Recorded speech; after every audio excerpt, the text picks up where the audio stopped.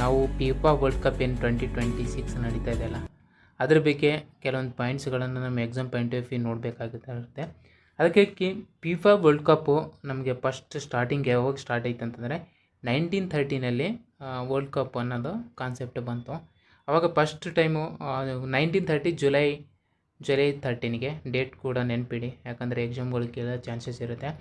1930 July 13 and host country ಯಾವುದಂದು Uruguay ಆಗಿರುತ್ತೆ. ಯಾವುದು ಉರುಗ್ವೆ ಆಗಿರುತ್ತೆ, ಉರುಗ್ವೆ. ಆ್ಯಂಡ್ ವಿನ್ನರ್ ಕಂಟ್ರಿ ಕೂಡ ಉರುಗ್ವೆ ಆಗಿರುತ್ತೆ. ಆ ಟೈಮಿಗೆ ಫಸ್ಟಿಗೆ ಸ್ಟಾರ್ಟ್ ಮಾಡಿದಾಗ 13 ಕಂಟ್ರಿಗಳು ಪಾರ್ಟಿಸಿಪೇಟ್ ಮಾಡ್ತೀವೋ.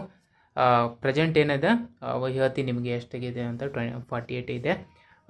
ರನ್ನರ್ ಅಪ್ ಯಾವುದು ಆಗಿರುತ್ತೆ ಅಂದರೆ ಅರ್ಜೆಂಟೀನಾ ಆಗಿರುತ್ತೆ. ಆ ಟೈಮಿಗೆ ಅರ್ಜೆಂಟೀನಾ ಆಗಿರುತ್ತೆ. 2026ರ ಫಿಫಾ ವರ್ಲ್ಡ್ ಕಪ್ ನೋಡೋದಾದರೆ ಮೊದಲು 32 ಕಂಟ್ರೀಸ್ಗಳು ಪಾರ್ಟಿಸಿಪೇಟ್ ಮಾಡ್ತಿದ್ದೆವು. ಇವಾಗ ಏನಾಗಿದೆ, ಈಗ 48 ಕಂಟ್ರೀಸ್ ಆಗಿದೆ. ಇವು important point. First point just ಒಂದು 5-6 ಪಾಯಿಂಟ್ಸ್ಗಳನ್ನ ಹೇಳ್ತೀನಿ. ಇವಾಗ ಹೋಸ್ಟ್ ಕಂಟ್ರೀಸ್ ಯಾವ್ಯಾವು? USA ಫಸ್ಟ್ ಟೈಮ್ 3 ಕಂಟ್ರಿನಲ್ಲಿ ಹೋಸ್ಟ್ ಮಾಡ್ತಿದ್ದಾರೆ, Canada and third is Mexico. USA ನಲ್ಲಿ 11 ಮ್ಯಾಚ್ಗಳು ನಡೀತವೆ. ಕೆನಡಾದಲ್ಲಿ 2 ಆಗಿರುತ್ತೆ. ಆಮೇಲೆ ಮೆಕ್ಸಿಕೋದಲ್ಲಿ 3 ಆಗಿರುತ್ತೆ. ಇದು ಇಂಪಾರ್ಟೆಂಟು, ಇದು ನೆನ್ಪಿಟ್ಕೊಳ್ಳಿ.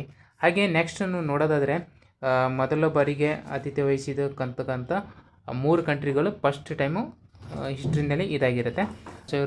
1930ರಿಂದ 1970ರವರೆಗೆ ಮಾಡಿದೆ. ಹೈಯೆಸ್ಟ್ ಗೆದ್ದಿದ್ದು ಯಾವುದು?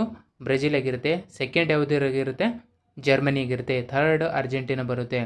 ಅರ್ಜೆಂಟೀನಾ 3 ಇದೆ, ಬ್ರೆಜಿಲ್ 5ನೇ ಟೈಮ್ ಗೆದ್ದರೆ ಜರ್ಮನಿ 4ನೇ ಟೈಮು ಗೆದ್ಕೊಂಡಿದೆ. ಇದು ನಮಗೆ ಇಂಪಾರ್ಟೆಂಟು. ಇಷ್ಟು ಫಿಫಾ ವರ್ಲ್ಡ್ ಕಪ್ ಬಗ್ಗೆ ಗೊತ್ತಿರಬೇಕು.